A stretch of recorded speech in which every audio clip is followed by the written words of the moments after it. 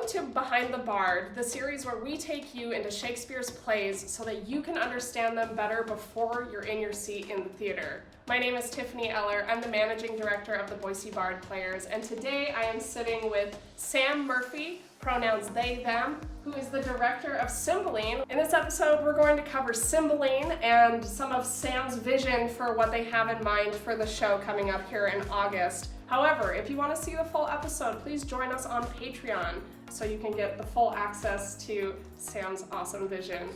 We wanted to make sure that the rest of this episode was accessible for everyone, so we've made it available here on YouTube. So let's get into it. Thank you so much for being with us today, Sam. I'm really excited to talk to you. We go way back. Most recently, you directed Measure for Measure for the Boise Bard Players, but you've had a pretty extensive run with us.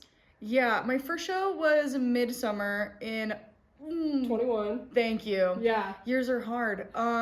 Yeah, and then I did All's Well That Ends Well, and then it was Measure for Measure. Yeah, Measure for Measure, and now Cymbeline. Very excited. We're really excited to have you back. You bring such a unique, you brought a unique vision to Measure for Measure, and I'm excited to see how that comes out with Cymbeline, because they're very different stories. Very much so. So let's talk about that. Cymbeline is not a very well-known Shakespeare, so what can you tell us, like, a brief synopsis of the story? I'm gonna make this as brief as humanly possible. Cymbeline is like a fairy tale. Very much so. From beginning to end, it's like a fairy tale. You have a happy ending by the end, right? But the princess, Imogen, she's got to kind of go through her trials in order Absolutely. to It's like a little bit of a fairy tale, a little bit of a hero's journey. It's every trope that you can imagine that exists in a fairy tale, that's what exists here. We have an evil queen who's trying to use her son to become the new king. But in order for that to happen, he has to marry Imogen. So that's like problem number one. There's poison that is misleading. There's long lost princes. There's like a cave that we find that just happens to have the people that we need. There's a whole war that just happens at the end. It's a play about political intrigue. It's about corruption, but it's also just about a woman trying to find love again and just live happily ever after. I love that. Evil queen is also evil stepmother, too. Very much which is so. another trope we even see in Disney. So a lot of different elements come into play. I'm excited to hear kind of how the story beats of this show. I'm vaguely familiar with it, but I like being the managing director of this company because I am the layman. I'm the one that, like, I don't know Shakespeare. I get it a little bit better now because I work for the company, but where do we start at the beginning of the show? What's happening? Before it even gets started, we have a war with the Romans that we won. So the Romans are like not involved in what Britain has going on. During that war, Posthumus's whole family dies after Posthumus is born. Posthumus is important because the princess loves him. The princess of Britain and them secretly got married. This all happens before we see literally anything happening. So like, this on is like stage. The prologue. It's a long one. There are also some long lost princes who have been stolen away in the night. That's also action that happens before we even sort of see what's going on. Then the play begins. Posthumus and Imogen have been married, but Posthumus is now banished because he's not royal enough to be the new king of Britain. That happens. He goes to Rome. Imogen's heartbroken over it. Then Imogen meets with her stepmother, who is evil, and is like, no, I'm not evil. Don't you worry about that, pal. We should be worried about that. Then there's a guy named Pisanio. He's my hero. I love him. He's a servant to Posthumus, who then ends up just like being the right-hand man for Imogen, and like all of these, like, the way that we get out of a lot of problems are with Pisanio being like, hey, friend, it will be okay, actually, I think. We also have this guy named Iachimo. So when Posthumus is banished, he goes to Rome. He hangs out in this guy Philario's house. This guy there, his name is Iachimo. He never stops talking. He also thinks that he in my mind's eye, is very superior to what this Britain has going on. So Posthumus is like, hey, my wife, she's the most loyal princess of all time. She's beautiful, she's smart, she's perfect in every way. And Iachimo's like, okay, I doubt that with every fiber of my soul. So, as they do, they make a bet on her chastity. Thanks, Shakespeare. So, Posthumus makes a bet with Iachimo that if Iachimo can prove to Posthumus that Imogen is unfaithful, then Iachimo gets 10,000 ducats and also a diamond ring. And that sounds great for Iachimo. So he travels to Britain and is like, hey, Imogen, I really like what you got going on. Also, your husband, I met him. Posthumus is cheating on you. He's the worst. You know what you should do? Get revenge. You know how you do that? By sleeping with me. As you do.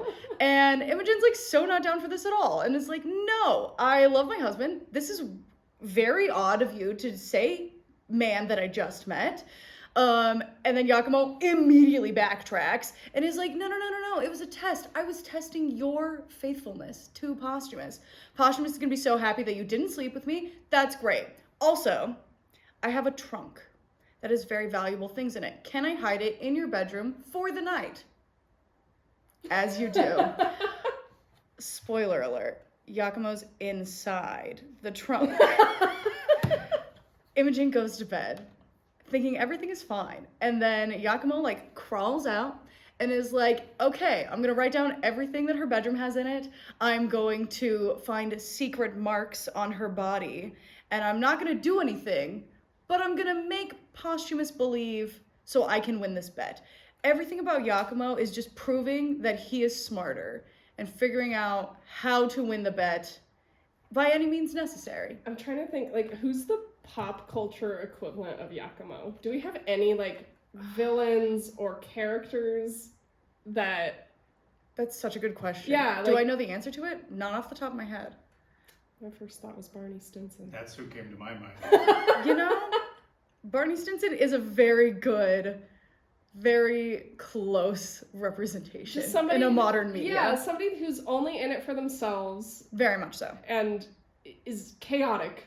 There's like an element of chaos to, like, you don't know what this person's gonna do next. You never know. You never know. But he also doesn't know. So, yeah. So then Iachimo goes back, meets Posthumus in Italy, because that's where Posthumus has been hanging out. And is like, hey friend, so I absolutely slept with her. My ring is won. I've won the 10,000 ducats. You're a lady, being so easy. And like, Posthumus obviously doesn't take this well. And immediately sends a letter to Pisanio and says, hey, I think you should kill my wife for me. That sounds like that would be really cool of you to do. Pisanio gets this letter and is like, absolutely, I'm not going to do that. Thank you so much. That's so not what we got going on. Decides not to kill Imogen, but says, hey, Imogen, Posthumus is in Milford Haven, wink, wink, wink. Let's go there together. That sounds lovely. He will be there, and that's why I'm going to get you to go. They then ski-daddle on over to Milford Haven, where Imogen discovers that Posthumus he's not there, but he does want her dead. Super cool of him.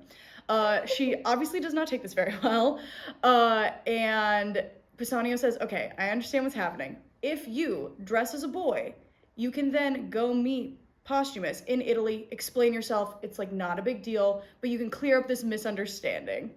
So Imogen decides to go by Fidel, which in Italian means the faithful one. Very important, very great for her. While she's dressed as a boy, she runs into this cave where, surprise, surprise, her long-lost brothers are. Does she know that? Absolutely not. But they meet... And they're like, wow, I feel such a kinship to you. I wonder why. Love that for them. We're backtracking in time. The evil queen, she has evil poison that she wants to use to kill the king. There's this guy named Cornelius. He's like, hey, you got some weird things going on. The king is named Cymbeline. The king is named Cymbeline. Yeah, Thank you so much. Yeah, because I thought that was fascinating because Cymbeline is not the main character of this show. In no world. He's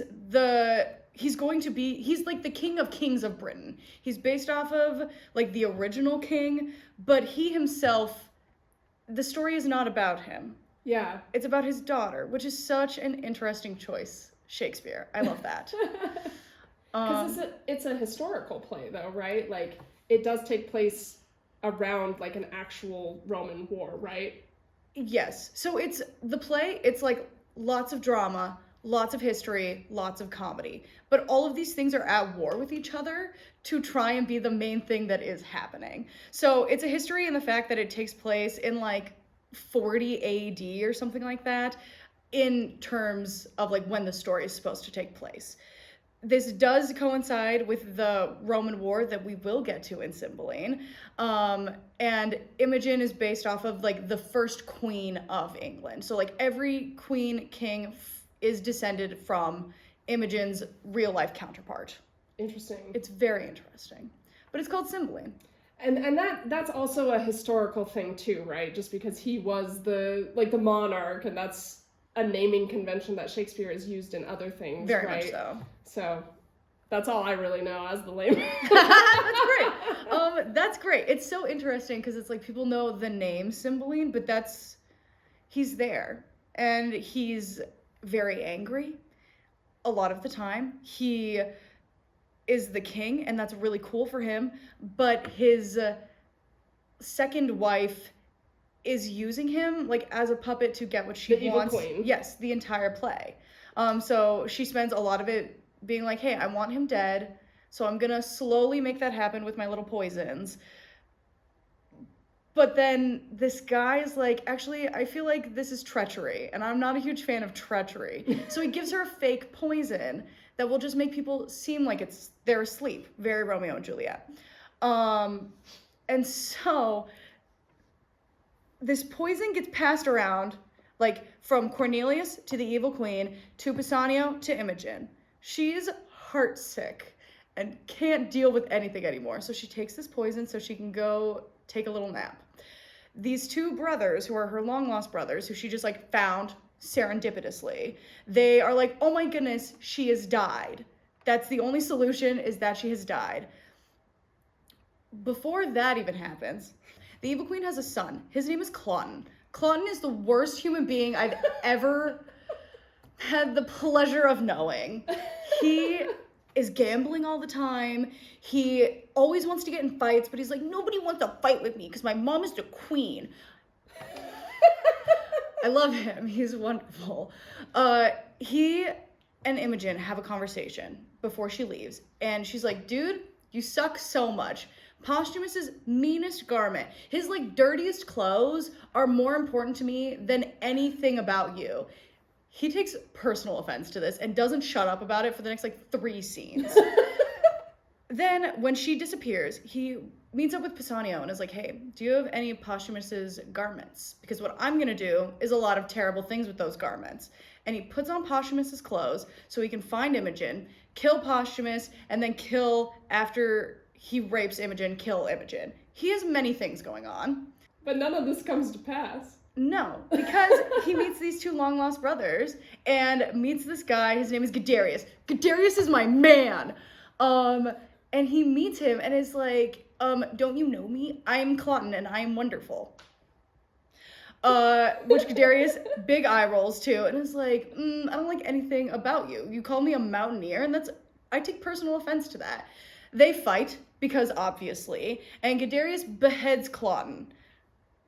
Now, they have a dead Imogen and a dead Claughton, so they bury them together. Oh my gosh. But Imogen sees a headless body wearing Posthumus's clothes and is like, oh my god, that's my husband and he died, and he's right here with me. So Imogen thinks that Posthumus is dead. Bassanio, when he gave Imogen all of the clothes, said, hey, I'm gonna fake your death. So Imogen is also dead to Posthumus. Posthumus does not take this information well. And then there's a war between the Romans and the Britons, because Caius Lucius is a great dude who's like, hey, buddy Cymbeline, you're my best friend.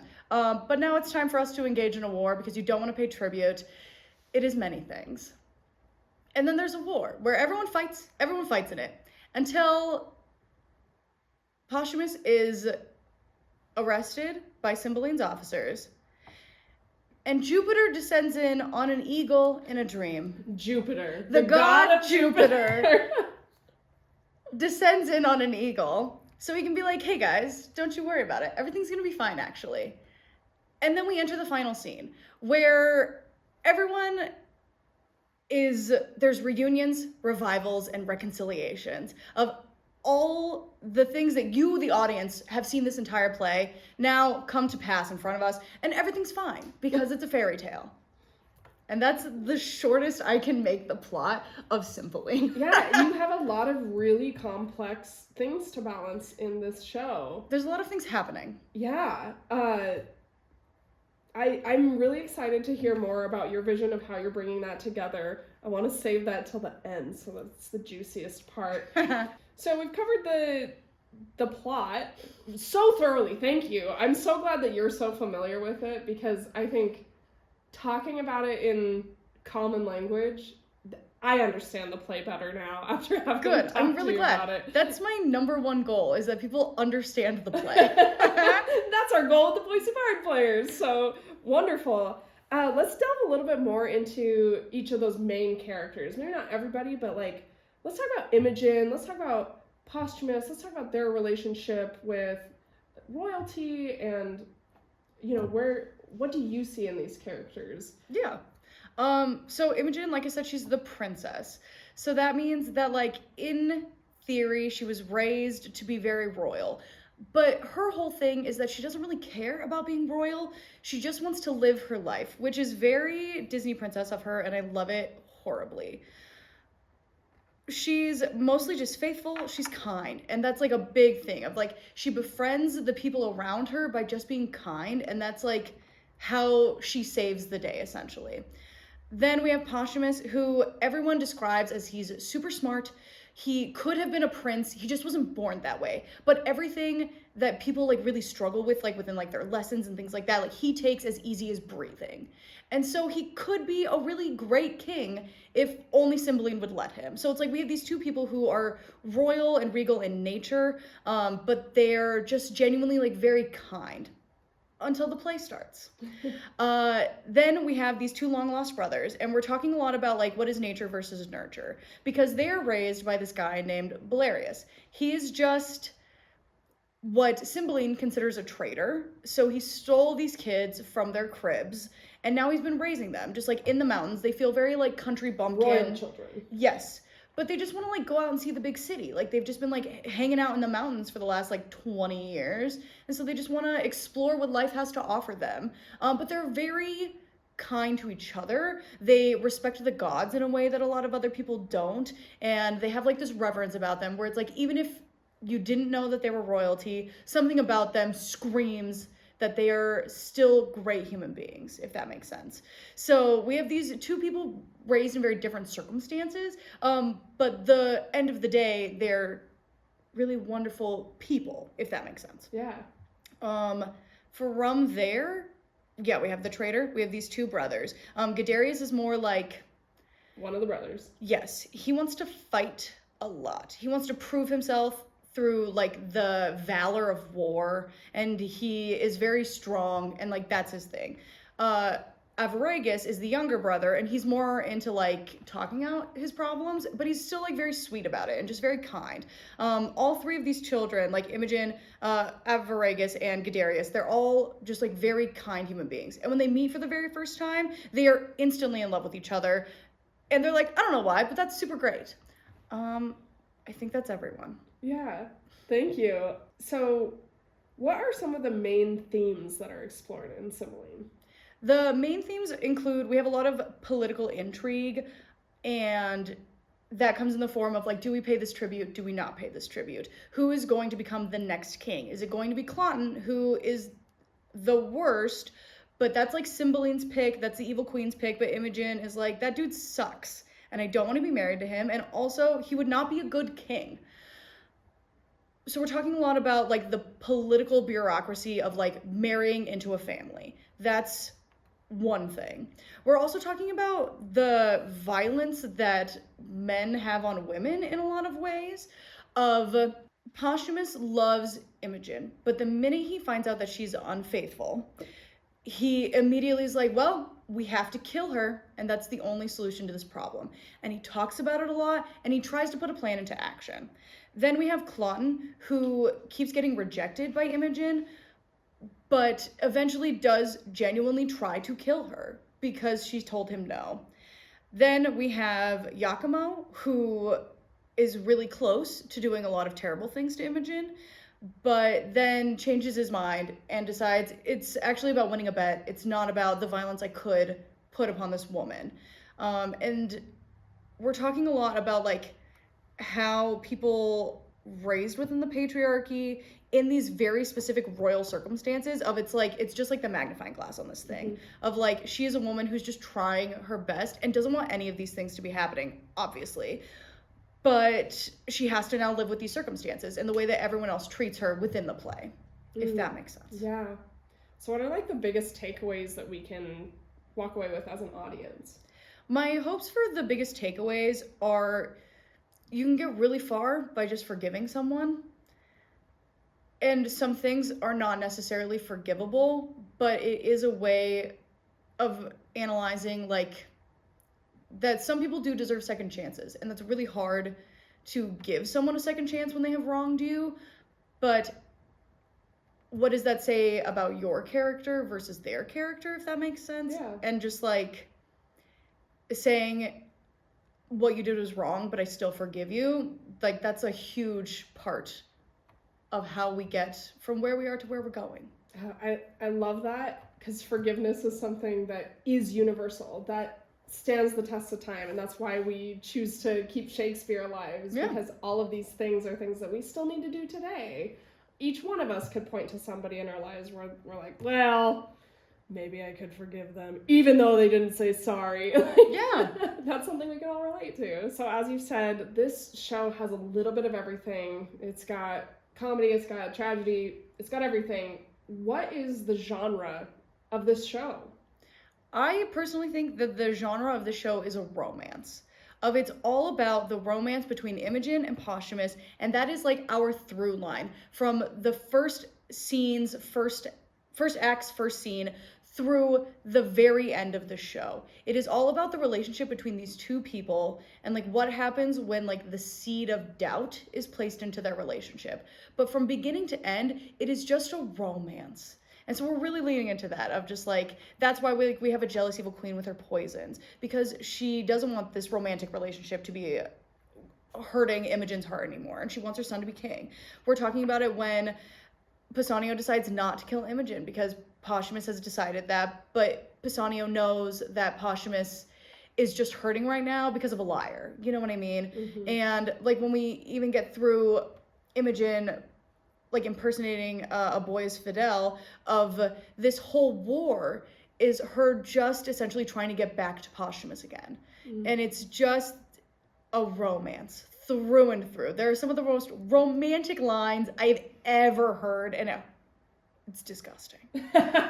Like, where does this rank for Shakespeare in terms of like Romeo and Juliet is the height of romance? For me personally, I think that's so interesting because our play starts essentially in the middle of Romeo and Juliet. Of like, we have a banished guy who's in love with someone he'd just been betrothed and like secretly eloped to. And so it's like, that's where we begin. So a lot of the plays, like the only two times that you see Imogen and Posthumus together are literally the first scene and the final scene. Oh, wow. So I don't know. It's probably, it's definitely under Romeo and Juliet because you don't see the love story happens beforehand. But like there's a line where Posthumus essentially says right before they leave each other, he says, I have to go because I could spend the rest of my life saying goodbye and it would not be enough time. It kills me. Yeah, so it's everybody swoons. Very much so. Oh, very much so. Yeah. Awesome. I love this as a segue into your version of Cymbeline. It's not just William Shakespeare's Cymbeline, it's Cymbeline, Imogen's fairy tale, which takes us into your directorial vision for this. And if you want to catch this, you're going to have to join us on Patreon in order to see the rest. So we'll see you over there. Thank you so much for being with us, Sam, and we're so looking forward to you directing Cymbeline this year. Thanks. I'm so excited about it. Thanks for joining us.